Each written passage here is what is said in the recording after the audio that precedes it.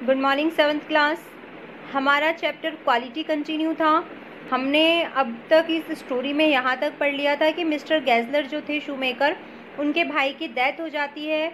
उसके बाद जब हमारे राइटर दोबारा उनकी शॉप पर पहुँचते हैं और तब उन्हें पता चलता है कि गैज़लर के भाई की डेथ हो गई है और इसी चिंता के कारण अचानक ही मिस्टर गैज़लर की एज बहुत ज़्यादा दिखने लगी थी और उनका जो उनकी जो पर्सनालिटी थी देखने में बिल्कुल वह अपने भाई की तरह ही दिखाई दे रहे थे। उनके सर के कुछ बाल जो थे वह बहुत हल्के से हो चुके थे, यानी कि बाल बहुत कम रह गए थे जैसे कि उनके भाई के थे। और वह मिस्टर गैज़लर राइटर को बताते भी हैं कि वो उनके भाई की डेथ हो गई है और फिर वो कहते हैं कि मेरा भाई एक बहुत अच्छा इंसान था, वह एक नेक इंसान था और वो बहुत अच्छी बूट बनाता था, लेकिन वह मर गए। लेकिन और उसके बाद वह उनके हाथ में, मिस्टर गैज़लर के हाथ में जो चमड़े का टुकड़ा था, वह चमड़े का टुकड़ा राइटर को दिखाते हुए उनसे पूछते हैं कि क्या आपको बूट चाहिए, क्योंकि अगर बूट चाहिए थे तभी तो राइटर जो थे वो गैज़लर की शॉप पर गए थे। इसीलिए गैज़लर उनसे पूछते हैं कि क्या आपको जूते चाहिए। अब इससे आगे की जो स्टोरी है वो हम अब कंटिन्यू करेंगे। तो देखिए, आई ऑर्डर्ड सेवरल पेयर्स। आप देखिए यहाँ पर कहा है कि आई ऑर्डर्ड, जब जो मिस्टर गैज़लर आते हैं और वह उनसे पूछते हैं कि क्या आपको जो है वो कुछ और आपको बूट चाहिए। ये बात जब वो कह रहे थे तब उनके हाथ में जो है एक चमड़े का टुकड़ा था। तो उसके बाद मैंने उन्हें कई सारे, सेवरल यानी कई सारे, पेयर्स यानी जोड़े, मैंने कई जोड़ी जूतों का ऑर्डर उन्हें दे दिया। मैंने उन्हें कई जोड़ी बूटों का ऑर्डर दे दिया। It was very long before they come but they were better than ever. अब यहाँ देखिए कि वो जूतों का जो उन्होंने ऑर्डर दिया था, वह बूट बनाने में उनको समय तो लगा क्योंकि खूब सारे बूट के ऑर्डर थे, तो मिस्टर गैज़लर को वह बूटों का ऑर्डर पूरा करने में समय लगा। लेकिन जब वो बूट बनकर आए तो वो पहले से भी कहीं ज़्यादा अच्छे थे। बेटर देन एवर यानी पहले से ज़्यादा अच्छे थे, कि वह बूट जो थे वो पहले से भी कहीं ज़्यादा अच्छे थे।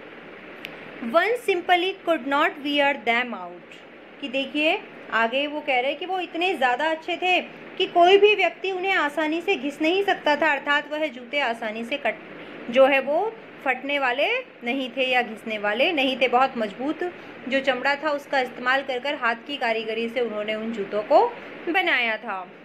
And soon after that I went abroad, और उस ऑर्डर के आने के बाद ज़्यादा समय नहीं, अर्थात मतलब कुछ ही दिनों के बाद मैं एक यात्रा पर चला गया। एब्रॉड यानी विदेश। मैं उसके शीघ्र बाद ही, सून आफ्टर यानी कि वो ऑर्डर आने के जल्दी ही मैं एब्रॉड चला गया। वेंट यानी गया, गो वेंट गॉन। तो देखिए मैं अब्रॉड, मैं विदेश चला गया। It was over a year before I was again in London. ये कहानी जब वो लिख रहे हैं तब की बता रहे हैं कि इस कहानी को लिखने से एक साल पहले लंदन में पुनः आने से 1 साल से ज़्यादा का समय उन्हें हो चुका था। I was again in London, 1 साल से ज़्यादा का समय उन्हें लंदन में आए हुए हो गया था। And the first shop I went to was my old friends, और वह पहली दुकान जिस पर मैं गया वह थी मेरे वही पुराने दोस्त की दुकान, अर्थात वह मिस्टर गैज़लर की शॉप पर ही गए। जब वो लंदन में वापस आए तो उसके बाद जब वो जिस दुकान पर सबसे पहली जिस दुकान पर गए वो दुकान थी मिस्टर गैज़लर की दुकान। I had left a man of 60। अब मैं ज़्यादा समय लंदन में नहीं रहा था, लेकिन जिस आदमी को, यानी कि मिस्टर गैज़लर को जब हमारे राइटर जूतों का ऑर्डर लेकर जाते हैं, मतलब अपने जूते वहाँ से लेकर जाते हैं, उस समय मिस्टर गैज़लर की उम्र सिर्फ 60 साल थी। मैं एक 60 साल के व्यक्ति को छोड़कर गया था। I came back one of 75, लेकिन जब मैं लौट कर आया तो वही जो है वो ज़्यादा से ज़्यादा साल, 1.5 साल रहे थे वो वहाँ पर, 2 साल ज़्यादा से ज़्यादा। तो कि देखिए 2 साल में ही मिस्टर गैज़लर इतने बूढ़े हो गए थे कि उनकी उम्र 75 साल के बूढ़े व्यक्ति की तरह दिखाई देने लगी थी। अर्थात मैं उस दुकान पर एक 60 साल के व्यक्ति को छोड़कर गया था और जब मैं वापस आया तो उसी दुकान पर मुझे वह व्यक्ति 75 साल का, 75 ईयर्स का बूढ़ा और थका हुआ आदमी दिखाई देने लगा था। पिंच्ड एंड वॉर्न, पिंच्ड का मतलब होता है ठंड या बीमारी के कारण जो चेहरा उतर जाता है या चेहरा पीला पड़ जाता है, उसके लिए कहा गया है। और वॉर्म का मतलब होता है बूढ़ा हो जाना या थका हुआ हो जाना, कि वहाँ मुझे 75 साल का एक बहुत ही थका हुआ बूढ़ा सा जिसका चेहरा पीला पड़ा हुआ था, जो ऐसा व्यक्ति मुझे वहाँ पर दिखाई देता है उस दुकान पर। हु जेनुअली का मतलब होता है वास्तव में। This time did not at first know me, कि देखिए अब वह उनका चेहरा जो था वो किसी बीमारी के कारण जैसे उतरा हुआ सा था, अजीब सा पीला था, वो बहुत ज़्यादा बूढ़े दिखाई देने लगे थे, थके हुए दिखाई देने लगे थे। और अब देखिए जब राइटर उस शॉप पर पहुंचते हैं तो पहली निगाह में मिस्टर गेज़लर हमारे राइटर को पहचान भी नहीं पाते हैं। तो राइटर कह रहे हैं जब मैं वहां गया तो पहली बार देखने में तो वो पहली नज़र में तो वो मुझे पहचान भी नहीं पाए। अब आगे वह कहते हैं do you want any boots. Want को देखो वॉन्ट कहा है, यानी वॉन्ट यानी चाहिए, वही वॉन्ट है। Do you want any boots he said, क्या आपको कोई जूते चाहिए।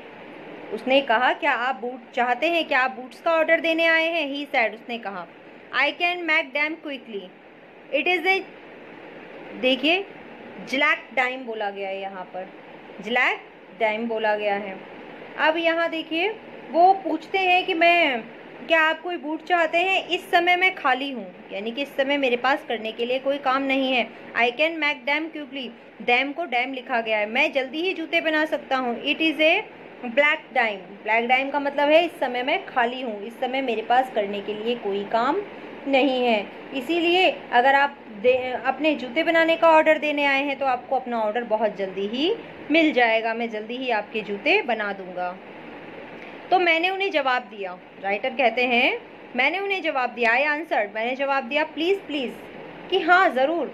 मैंने उत्तर दिया कृपया कृपया आप बना दीजिए। I want boots all around every kind, मैं हर प्रकार के जूते चाहता हूँ, मैं हर प्रकार के जूते चाहता हूँ।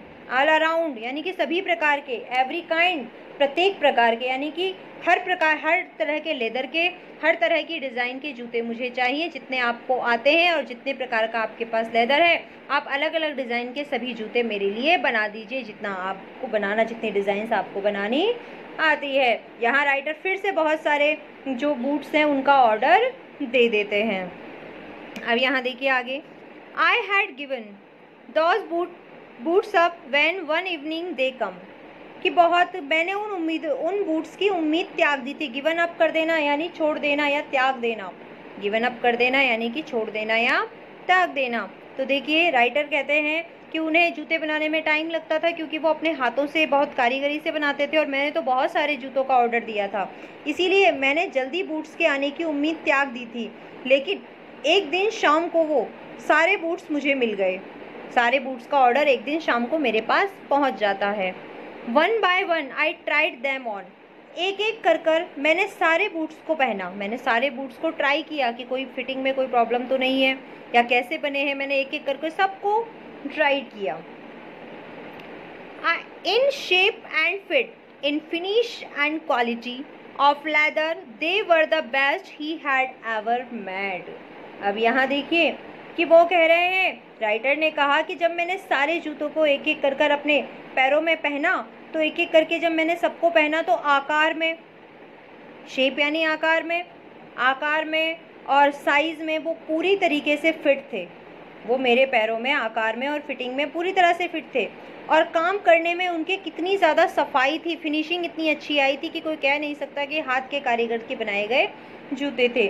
और क्वालिटी यानी गुणवत्ता ऑफ लेदर यानी कि चमड़े की क्वालिटी भी बहुत अच्छी थी, जैसा कि हमेशा उनके जूतों में हुआ करती थी, यानी कि बहुत अच्छे क्वालिटी के चमड़े के उन्होंने ये सारे जूते बनाए थे। उनके द्वारा बनाए गए सारे जूते जो भी थे वो बहुत ही ज़्यादा सर्वोत्तम थे, बहुत ही ज़्यादा बेस्ट थे। Eye flew down stair, flu का मतलब होता है भागना, डाउन स्टेयर्स यानी नीचे सीढ़ियों की तरफ, मैं जल्दी से नीचे सीढ़ियों की तरफ उतर कर आया।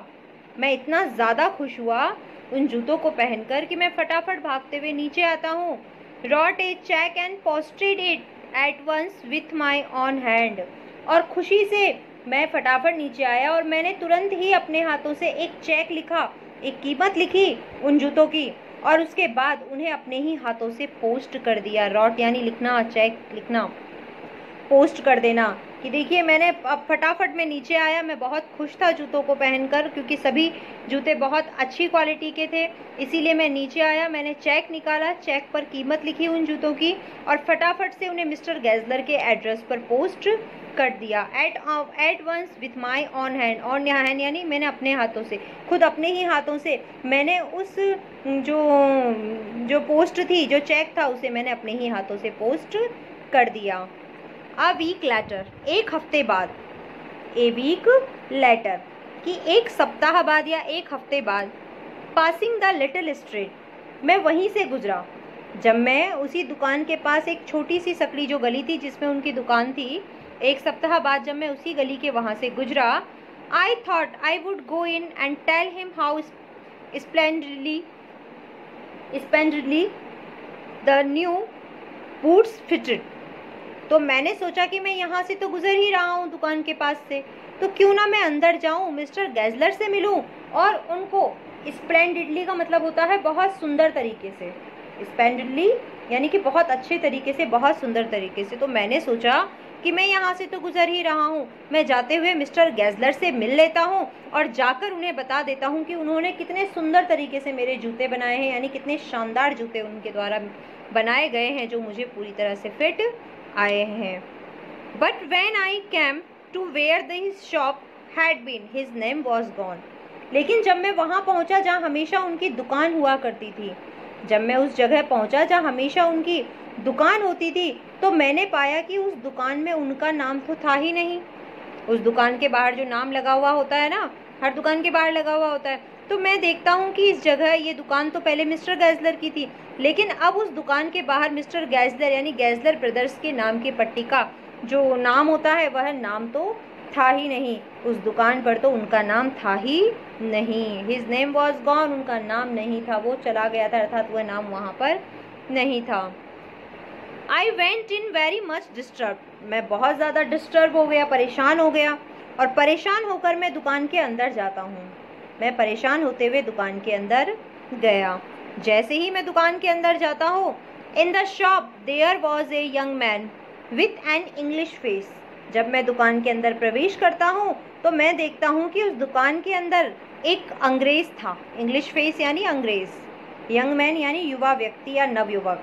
कि मैं जब दुकान में प्रवेश करता हूँ तो मैं देखता हूँ कि वहाँ पर मिस्टर गैज़लर नहीं, बल्कि दुकान के अंदर तो एक अंग्रेज़ नवयुवक था। मैं उनसे पूछता हूँ, मिस्टर गैज़लर इन, क्या मिस्टर गैज़लर अंदर हैं? मैंने उनसे कहा, मिस्टर गैज़लर इन, क्या मिस्टर गैज़लर अंदर हैं? तो वह व्यक्ति जवाब देता है, नो सर, नहीं श्रीमान जी। He said, no but we can attend to anything with pleasure. और आगे वो व्यक्ति कहता है, मिस्टर गैज़लर तो यहाँ नहीं है, लेकिन आप हमारी शॉप में आइए, हम आपको बहुत अच्छे से आपके साथ व्यवहार करेंगे, अर्थात जो है आप जो भी चीज़ चाहते हैं वह हमारी शॉप पर आपको आसानी से मिल जाएगी। प्लेजर करना यानी प्रसन्न करना, खुश कर देना। We have taken the shop over. अब वह अंग्रेज व्यक्ति नवयुवक जो था वो कहता है, हमने ये दुकान खरीद ली है। टेकन ओवर यानी कि अब इस पर हमारा अधिकार है। We have taken the shop over, अब हमने ये दुकान क्या है, ये दुकान खरीद ली है। Yes yes I said but mister Gessler. मैंने कहा हाँ वो तो ठीक है, लेकिन मिस्टर गैज़लर कहाँ हैं? हाँ हाँ मैंने आपकी बात मान ली कि आप मेरे को अच्छे से जूते दिखाओगे, मुझे प्रसन्न करोगे, लेकिन आप मुझे ये बताइए कि मिस्टर गैज़लर कहाँ है? मिस्टर गैज़लर कहाँ हैं? तो वह व्यक्ति नवयुवक मुझे आंसर देता है, ओह ही आंसर डैड। वह मुझे कहता है, उस व्यक्ति ने, अंग्रेज व्यक्ति ने मुझे उत्तर दिया, ओह मिस्टर गैज़लर तो मर गया। ही आंसर डैड यानी कि मिस्टर गैज़लर की तो डेथ हो गई है, वो तो मर चुके हैं। मैं सरप्राइज्ड था, इसीलिए देखिए डैड के आगे आपके विस्मयादिबोधक शब्द जिसे हम कहते हैं इंटरजेक्शन मार्क वो लगा हुआ है। मैं सुनकर शॉक्ड हो जाता हूँ और मैं उनसे कहता हूँ, डैड मर गए? But I only receive these boots from him last Wednesday week. लेकिन अभी पिछले सप्ताह बुधवार को ही तो उन्होंने मुझे जूते भेजे थे जो मैंने उन्हें ऑर्डर दिए थे। अभी पिछले हफ्ता जो बुधवार गया है उस बुधवार को ही तो उनका ऑर्डर मेरे पास आया था, मतलब जो मैंने उन्हें ऑर्डर दिया था वो ऑर्डर उन्होंने कंप्लीट कर मुझे भेज दिया था।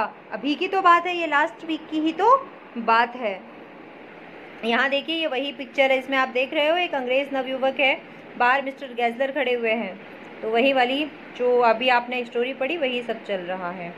ठीक है, इससे आगे का जो भाग है वो हम जो है अभी कंटिन्यू कर लेते हैं, थोड़ा सा देख लेते हैं, या फिर थोड़ा सा इसको रिवाइज कर लेते हैं हम हमारे चैप्टर को।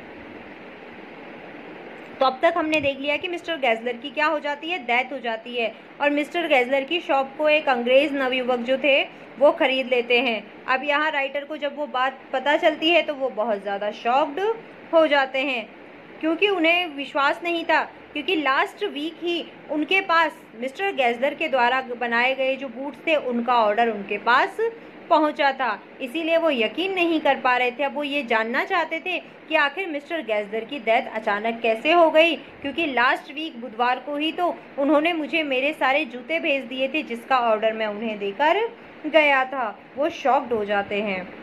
अब इससे आगे जो है बेटा वो हम नेक्स्ट डे कर लेंगे। अब तक हमने ये पढ़ लिया है कि हमारे जो शू मेकर हैं जिनसे स्टोरी रिलेटेड है उनकी डेथ हो जाती है, और ये बात हमारे राइटर को पता चलती है। और जो दुकान पहले मिस्टर गैसलर की हुआ करती थी, पहले उनके भाई की डेथ होती है, और उसके बाद जब मिस्टर गैसलर की डेथ हो जाती है तो उस दुकान को कोई अंग्रेज नवयुवक खरीद लेता है, और वह भी उस दुकान में जो है वो जूते बेचने का ही काम किया करता है। अब इससे आगे का जो भाग है वो हम कल पढ़ेंगे। आप अपनी स्टोरी को रिवाइज कर लेना और जो मीनिंग्स हैं इसके उसे कंप्लीट कर लेना।